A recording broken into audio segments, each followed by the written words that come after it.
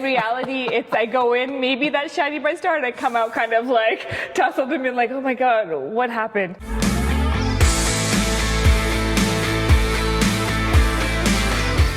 Good afternoon, everybody, and welcome to another episode of The Executive Edge, where today I'm talking to my good friend, Manisha Arora. Welcome to the podcast or to the YouTube channel. Thank you. We're going to talk about innovation, we're going to talk about trade, we're going to talk about investments, and we're talking about regulation. So all that stuff, Manisha does that. She's the director of Trade. At Edmonton Global. Okay. Manisha, welcome to the show. Thank you. Tell us a little bit about yourself. Yeah, so I am the Director of Trade at Edmonton Global, like you said, and really easily put as I help companies export out. So we are trying to get the Edmonton region on an international platform and get our companies really eager to export. So educated into how do I export, get them out on trade missions so they actually are out into the world showcasing what they do. Okay, awesome. So if you're an Alberta company or Edmonton specific company? So we deal with the Edmonton region. So I'll tell you a little bit about Edmonton Global. Yeah. So Edmonton Global is an economic development agency for the city of Edmonton and the Edmonton region, meaning we help companies and we attract foreign direct investment for city of Edmonton and the 14 municipalities around the Edmonton region. Okay. Yeah. So if I'm an Edmonton company that wants to expand out of Edmonton, you can help with that. If I'm a foreign company and wants to bring my company to Edmonton and surrounding areas, you can help with that too. Absolutely, yeah. Okay, and that comes from product and capital? Product, capital, and service. And service. Yeah, okay, absolutely. Very cool. Yeah. Very cool. Awesome. So tell us, how is Edmonton Global positioning our region? Like, what do you guys do to do this? So we are set up into two different mandates. Trade, which is my portion going forward. So we take companies out on trade missions. We are out in Dubai, in London, in Mexico, with certain sectors that we feel like are strengths to the Edmonton region. And we make sure that they meet all the contacts they need to meet. So if a company were to go out to, let's say, Dubai by themselves, it'd be really difficult for them to meet all the points of contact that would make sense for their business. So we try to make that into a package for them, and we try to take a group of companies all together that have the same strengths. So we're really showcasing the region in a strong way. Awesome. Like you did with the Houston trade mission. Exactly. Yeah. Yes.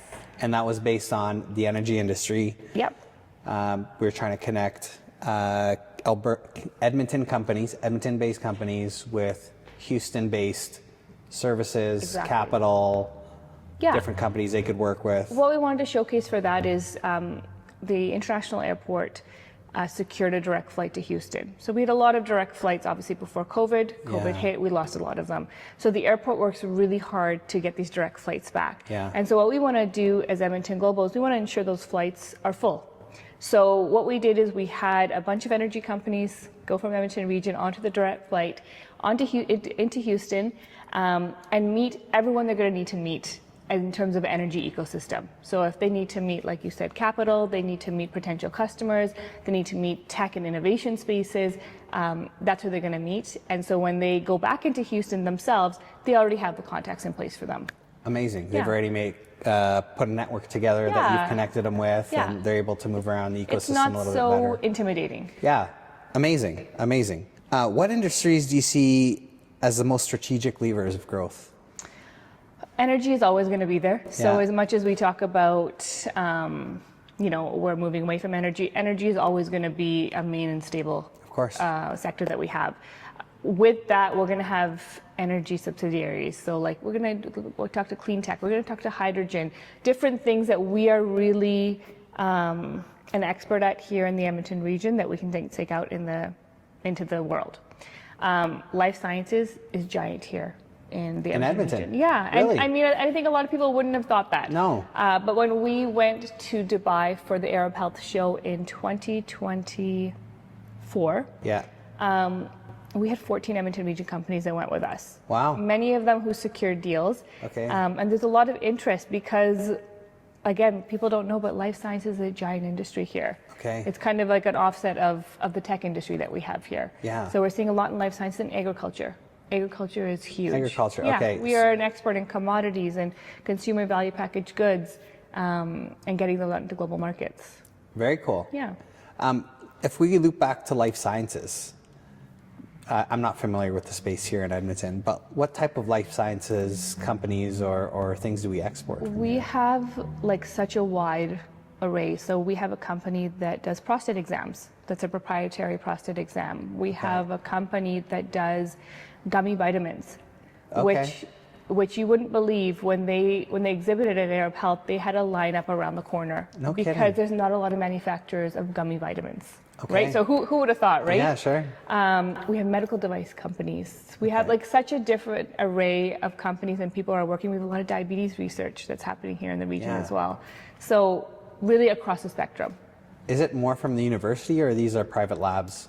Both. Both. So a lot of spin-offs that come out from the U of A, Okay. and then a lot of private labs as well. Very cool. Yeah. Very cool. How's the team thinking about attracting investment in an AI-driven economy? I think we are taking that AI as our expertise. So we have Amy here, which is the Alberta Machine Learning Institute. Okay. And it is one of the top institutes for AI in Canada. And so we had Richard Sutton here, who is like the godfather of machine learning. Okay. We used to have the DeepMind office here Yeah, for of course. Google. Yeah. And so we have a huge talent that sits here in the AI arena. And Amy sits here, and they're big on the international space as well, and how they help companies use AI in terms of global logistics or their manufacturing in different versions. So that's actually a huge tool that we have to pull companies in here. So Amy does analysis, or like what is Amy? So, I mean, it's a good question. I probably don't have the in-depth answer, but they're essentially an institute for machine learning. So they have a number of experts that sit at Amy and understand how machine learning can affect every different sector. And so what they do is companies can utilize Amy to say, okay, how do we take our business and utilize machine learning and AI to revolutionize it, or to have some innovation, or to make it more efficient. And that's what they can do. And is Amy funded by privately, or is it government funded? I believe it's both. Okay. But I can't tell you that for sure. Okay. Yeah. So if a random company wanted to explore how they could incorporate AI into their systems, they could actually contact Amy and then have a discovery call or something like that. Have a sit down with them to say, okay, how do I utilize your services? Because we have a giant kind of brain that's sitting here in the region. Yeah. Yeah. Do they market? This is the first I heard about Amy. Yeah, and you know what? That's the thing about Edmonton in general is I always make the same joke when I do a presentation is Edmonton's motto is nobody knows. Yeah. Is that we actually have such cool things here, amazing organizations, a giant ecosystem, but nobody knows, because what everyone does here is they put their head down, they work really hard, and they don't necessarily tell all the people the cool things that they're doing. It's like a very Canadian thing, right? Like very humble. So we need to get better at putting all the cool things that we do on a platform, and that's part of what Edmonton Global is trying to do. So do they maybe circle back? I think Amy's a good model, because there's a lot of companies, we were talking about one earlier, that's born here and have done some pretty cool innovations. But do they work out with companies outside of Edmonton more so because regulation is easier? They're able to do something that has more demand, let's say, or has more opportunity, or has more access to capital. Would you say that's a reason, or? You know, I wouldn't be able to answer that as much in terms of their business development. I know Amy has traveled with us internationally in terms of getting new customers in different locations, but I wouldn't know what that split would look like. Okay, fair enough. It's interesting because so I used to work in Texas, in Houston, and the way they do business is very different than the way we do business here. In the US, more so, you can call people direct and everybody will talk to you. Here, there's some barriers to entry, and you have to have connections to get into wherever it is that you want to get into. And I think that's a big part of what Edmonton Global does is make sure they connect. Yeah. So I'm very interested because I'm learning a lot about the space now that I'm doing some of these different projects that I'm working on. And so it's very interesting to see how the different geographical locations work. Operate, for sure. Yeah, absolutely. What work sits at the intersection of public policy, private enterprise, and innovation? And then how do you align all those moving parts, would you say? So let me ask the question again. Yeah. The intersection of public policy, private enterprise, and innovation. And how do all those things align? Because I think you are at the intersection of all that stuff. Yeah. Yeah. I think that's like the magic sauce. If we could find the balance between those three, doors would be open and it'd be smooth sailing everywhere. And so to find that balance, because even as Edmonton Global, right, we face the barriers of public policy, and there's only so much that we can do regarding that. We want the innovation to go through without the barriers, and so we're trying to help companies get through without the pain. But to have all three working well and in junction with each other, that is the dream, but not the reality. Okay. And so that's, I think, where we struggle. Okay. Yeah. And without poo-pooing anybody. Yeah. Is it regulation? Is it provincial regulation and policy? Is it because it changes a lot? Is it federal regulation and policy? Does that change a lot? Or is it just we are risk adverse, or we're 20 years behind everybody else? Like, what, is there something that we can pinpoint? Literally all of the above. Okay. And I'll give you the example. Yeah. So when the tariffs were in talk with Trump at the beginning of the year, everybody said, "Oh my gosh, we got to get interprovincial trade on the board. We got to trade within our borders." Absolutely, right? That only makes sense. Yeah. But we haven't heard much about it.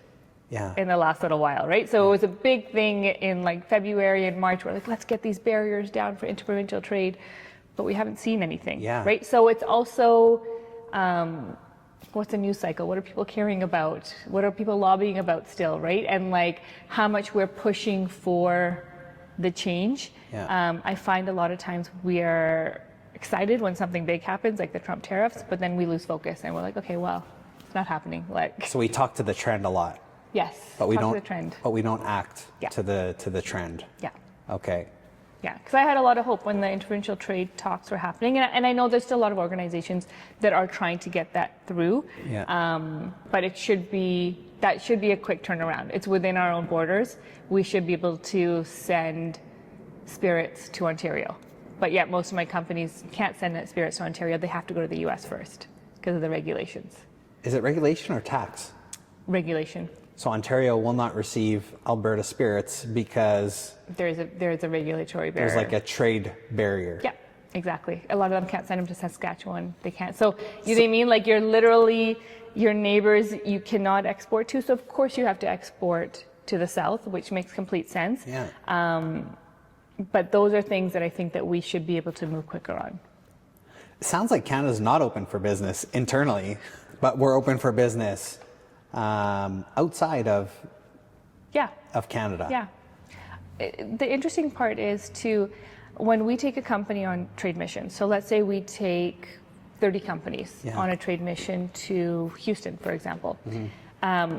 So much of the business that gets done is between those 30 companies because they look at each other and they're like, oh, you make that widget? I've been going to Chile to get that widget. Or you make that, because we don't actually even talk to each other. So there's so much potential within our Canadian borders to get business done. Yeah. But we need support to be able to do that. Well, it sounds like we need people to get out of the way. Yeah. Okay. Very, very interesting. Very interesting. How does a collaboration then work? So if we're talking about there is walls around the province, so the province has to figure out its own way to trade. And the easier way is to go outside of Canada to trade because we don't talk to each other internally. So then within the province, how easy is it to trade? I think within the province, It's great. Yeah.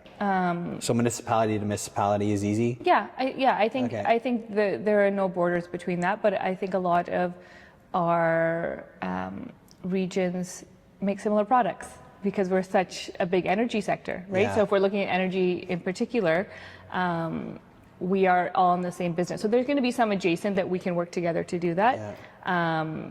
But in a lot of other ways, they're not going to be as competitive. Yeah, so I work in the energy industry as well. And so what we see is we're just cutting each other's legs, is essentially because there's so much competition, but there's not enough, demand for the supplies that's around. So everyone's looking to export so they can, grow the company or maintain company instead of shrinkage, deal with shrinkage, because it is dependent on commodity pricing at the end of the day too, right? Yeah. So if commodity pricing is down, nobody's building, there's less money. And so you got to figure out different ways of staying in business. Yeah. And I'll give you an example for life sciences companies. Mm-hmm. So what we tell a lot of life sciences companies is they have this amazing technology, but Health Canada approvals are going to take a long time, as do FDA approvals, right? Yeah. So they take a very long time.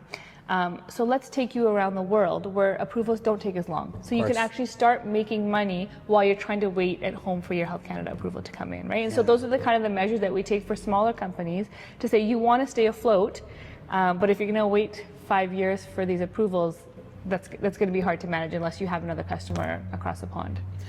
Do you see that the market here, because it's not as big as outside markets like the U.S.,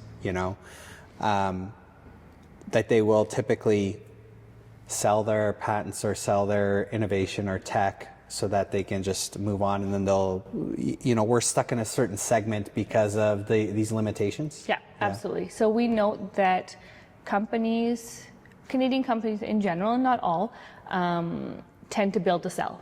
Yeah. So they build to a certain point and then they're going to sell because they are not going to be getting to a certain mark as we would see probably in the US or maybe in the UK or whatnot. So we are actually trying to create more of a tech ecosystem that companies are holding on to their technology and sticking with it for it to actually grow. Yeah, okay. So going from maybe a phase 1 to a phase 2 or a phase 3. Yeah, okay, fair enough. Where's the biggest leverage points for local companies, would you say, to grow fast? International expansion. Expansion. And so what we're trying to do in the trade team at Edmonton Global is we want to say an international expansion or an international sale, it doesn't mean that you need to grow in your city and then grow in your province and then grow in your country. An international sale could be your first customer.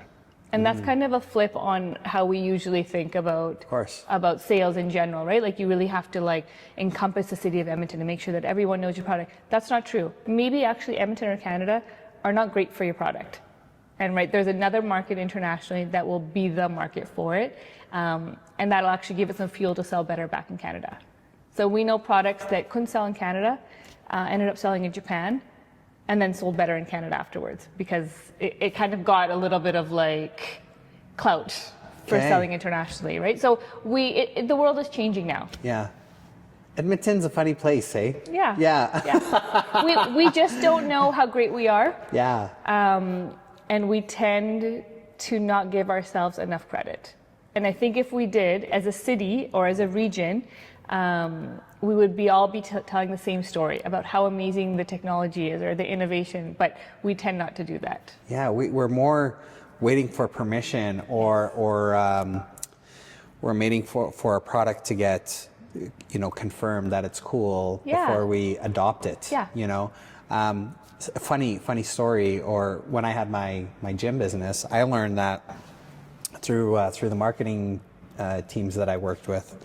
Winnipeg and Edmonton are where international companies come and test their brands because it's the hardest place to get anything to take off and to grow, to get adopted. Yep. Yeah. If you notice, we have some municipalities here, you'll see all the newest restaurants come, always. And it's not a giant municipality, but it's a really good test market for them, where they see the per capita income makes sense and all these different things. So you'll always see this one municipality that has the newest restaurants that come in from the US, and that's their test market. Which municipality? No kidding. Yeah.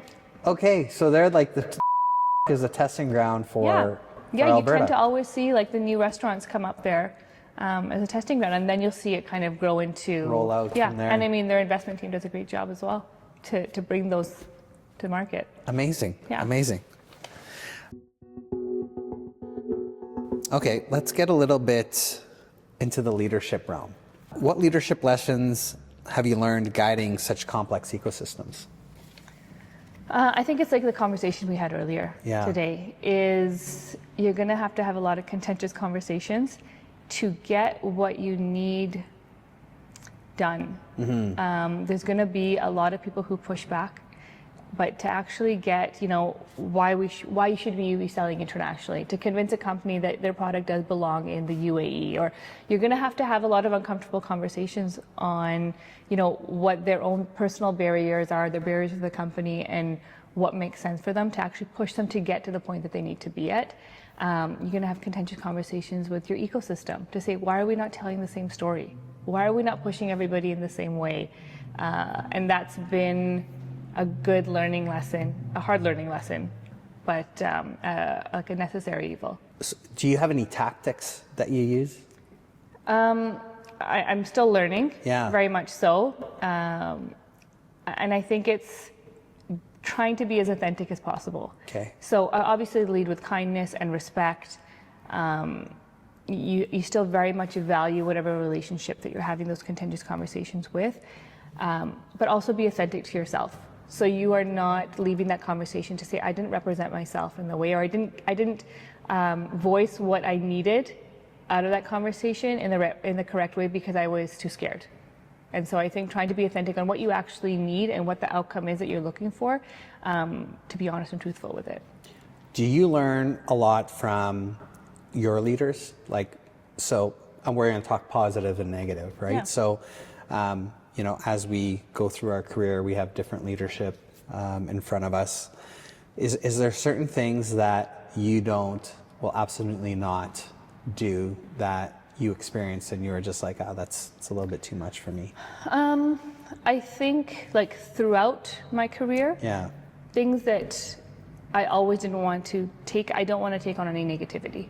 I don't want to get into a negative space, because then I think every relationship and every conversation is tainted by that. So I really want to keep a positive outlook when I'm going on to this, and also keep my work-life balance into play, right? How important is this in terms of how it's going to affect me? Yeah. And so that really has gone into play with the entirety of my leadership. Is I don't want to take anything home that I don't feel like I need to take home. I want to keep that positivity. I want to go in with where does this land on my priority scale and how it's going to affect me. People are people, though. So you're going to be faced with that. I'm sure you are faced with that quite a bit. So how do you manage that? I'm still working at it all the time. A lot of times I will take something home and you're really thinking about it, and you're replaying things in your head on how it should go and how it could go. And I think it's just trying to keep it in perspective. Okay. Right? Like taking a look at the bigger picture and where does this actually fit in. Sometimes it works and sometimes it doesn't. But you learn from every time it happens, right? Awesome. Do you have a lot of pressure in your job? Yes. Yeah, certain days. Okay. Yeah. So how do you manage the pressure? What do you do to manage the pressure? Because if you're talking about the difficulty of navigating policy and government, which is usually way behind, you're in a very fast-growing, innovative space with all different segments of industry and markets. You are having pressure from the people you're trying to help because they want to get going, and they're under tight timelines. They don't have lots of runway for capital burn, and so you're kind of the pressure point, essentially. Yeah. So you're pressure here, and then you're trying to go this way, and then they're pressure this. So how do you navigate that side of the business? In all honesty, some days I navigate it great, and some days I navigate it really poorly, right? Some days I come home and I'm in a terrible mood, and I'm like, I don't want to do this anymore. We all kind of go through that phase of is this worth it? Is it not? Yeah. and this sounds like a very generic answer, I just put my best on the table. Okay. I put my best on the table for what I could done, and what I cannot control, I have to back away from. And that's the learning, because when you're dealing with so many different organizations, especially that you're trying to put together and start moving in the same direction, it's an impossibility, right? Everybody has their own KPIs. Everyone has what they want to achieve, and leadership that wants to achieve different things. All I can do, it goes back, I want to be as authentic as I can to my organization and the companies I want to help. And I always keep that in the back of my head. That is my purpose. None of the other things are my purpose. I want to help the companies and be authentic to my organization in terms of moving forward. So I've put my best on the table. It's easier for me to navigate the pressure and not be as upset with the outcomes. Yeah. Because I have to let go of the control. It's amazing that you say that. I truly believe that control is an illusion. It's the only thing we can control is our own emotional state and our own level of effort. Yes. And so if we have those two, that's the only thing we can control. Agreed. Everything else lands where it lands. Let live and let God, yeah. Exactly. So it's very cool that you say that. Yeah. You know yourself quite well. I mean, yeah. Trying to, yeah. On this journey Amazing. Okay. What's one moment of challenge or failure that reshaped how you lead? Ooh, that's a good question. Let me think about that. I don't know if it's a moment, but it's this idea of pursuing hard things and not rubbing anybody the wrong way. So it's this idea that I'm going to go into any situation or any hard negotiation as a shiny, bright star, right? And I'm going to come out the exact same way, right? And in reality, I go in, maybe that shiny, bright star, and I come out kind of like tussled and been like, oh my God, what happened? That's been a really strong realization for me. Yeah. And it kind of goes back to, you have to be okay with how people perceive you in a different way. Like, you're going to have to be authentic and hard on what you want to get, and sometimes that's going to rub people the wrong way. But did you do yourself the best, right? Did I say what I needed to say? And that's really changed how I stand up for myself or my organization or the companies, to let go of that fear of, okay, yeah, maybe you're going to see me in a different light and it's not going to be that shiny bright star, but it's necessary. Do you have, now that you're in it a little bit, do you have like expectations? I'll give you an example. Yeah. So this past week, we had one of the leaders that I was working with was away on holidays, so somebody else stepped in as a leader, and everything kind of blew up a little bit, and there was some balls dropped and all this stuff. And we did our best to keep everything moving along. But I know next week when the leader comes back, everything's going to be pushed downhill and downstream. And we're going to be hearing a lot of things that probably we shouldn't be hearing. Yeah. But I'm expecting it. Yeah. Because of the experience, and I've been through this before. Yeah. So now knowing that's coming up next week, I've kind of mentally prepared and I'm ready for it, and it's not really going to bother me. Yeah, it's not catching you by surprise. It's not going to catch me, at all. It's just going to be like, so now I have a strategy of how I'm going to mellow things out, right? Yes. So how I'm going to receive it, and then how I'm going to smooth out you feel prepared in a sense. I'm totally prepared. Yeah, totally prepared. I know the personality type I'm dealing with. Yes. I know the situation. I know the risk involved and the stakes involved, and so I have like a risk mitigation plan, or a, how would you call it, like a public relations catastrophe contingency plan that I have in place that I'm going to ready to deploy next week. Do you find that that's something that you now can anticipate certain things? Yes.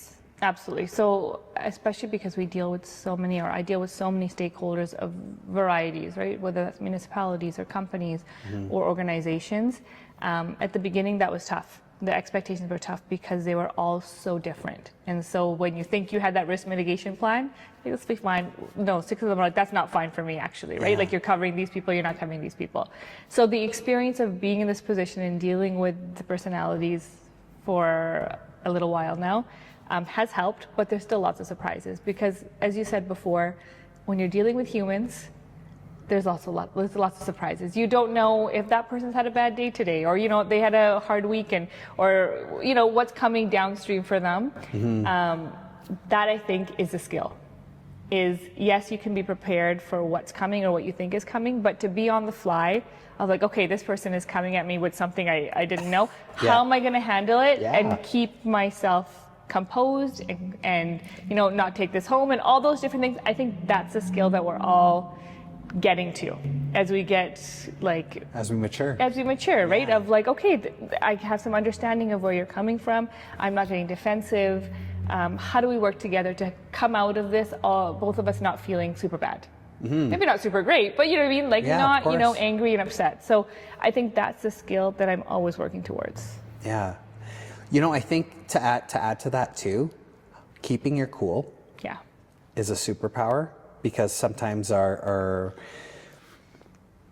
triggered by different things and we take things personal. Yes. But I believe that if you can just receive, process, and then respond, that whole process, it's like a simple concept, right? But if you take it to like the child level, it's chaotic at that. Yes, you know 100%. What I mean? So then as you get older and mature, it gets more refined and you're able to keep the temperature stabilized internally, and the heart rate stabilized internally, as we compartmentalize all these different things. And it's that process. It's to allow yourself to actually give yourself time for it. Yeah. So many times you want to be like, okay, let me answer this or let me defend this or whatever. But to actually give yourself, whether it's 10 seconds when you're in a meeting, to say, let me think about this for a second. And it's an awkward 10 seconds, but that's that sign of maturity to say, I don't want to react. I want to actually be really intentional about how I'm going to answer this or respond to this. That's maturity. So, you say silence. People are very uncomfortable with it. Yeah. We want to fill the void because the vacuum is super uncomfortable. So I think also a sign of a good leader is when they can stay cool, and then when they're okay with being silent. Yeah, that's something I admire and me too. Work towards is when I see somebody really take, 15 seconds or 20 seconds, whatever that is, to just think about the response. I admire that so much because I know how difficult that is on my side, and it's something that I want to work towards. Yeah. Yeah. So like a 4-second pause is like... Feels like eternity. Right? I love it. Okay. When you look ahead 5 years, what does success look like for, I'm going to say for two things, for you and for Global Edmonton? For Edmonton Global, it is, I think, having robust investment in the region. Okay. People understanding how amazing the region is in terms of investability. And on the trade side, having companies raring to go. So having companies that are educated on export and knowing where they want to go. And that's local companies that want to export or foreign companies that want to invest? Both. Okay. And I think for the local companies that want to export, they have the confidence of, I can export. Oh, you want to take me to Dubai or Saudi? Absolutely, I'll go. So a lot of what we do right now is changing their mindset. Okay. You can go here. Yeah. Right? Yeah. I have to convince you to get there. But it would be great, in 5-10 years for companies to be like, yeah, hey Manisha, I want to go to Saudi. Can you help me? Yeah. Right? So we're not convincing. They already know where they can get traction. Okay.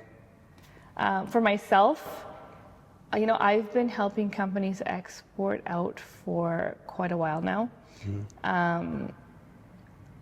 I'd love to I love to see it done in a seamless way.